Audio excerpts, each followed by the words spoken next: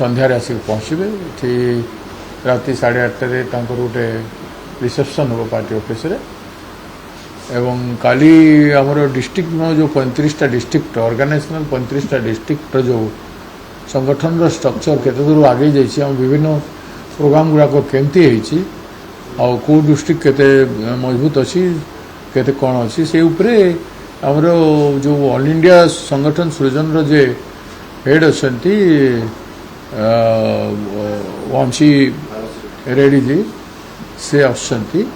ଆଉ ଆମର 2 ଜଣ ସେକ୍ରେଟାରୀ ମଧ୍ୟ ଆସୁଛନ୍ତି, AICCର କୋ ଇନଚାର୍ଜ ଓଡ଼ିଶା ଆସୁଛନ୍ତି। ତ 4 ଜଣ ମିଶିକରି ଏଠି ପ୍ରତି ଡିଷ୍ଟ୍ରିକ୍ଟ ସହିତ 20-20 ମିନିଟ୍ କଥାବାର୍ତ୍ତା ହେବେ। କାଲି ଗୋଟେ ଦିନ ଭିତରେ ରାତି 10ଟା ଭିତରେ ସବୁ ସରିବ। ଏବଂ ପରଦିନ 11ଟା ବେଳେ PSC ମିଟିଂ ଅଛି। PSC ମିଟିଂ ପରେ ଲଞ୍ଚ ହେବ। ଲଞ୍ଚ ପରେ ଆମର ନେତାମାନେ ଯେଉଁମାନେ ଚାହିଁବେ ଆମର ନୂଆ ଇନଚାର୍ଜ ସାଙ୍ଗରେ ଦେଖିକି ଆଲୋଚନା କରିପାରିବେ।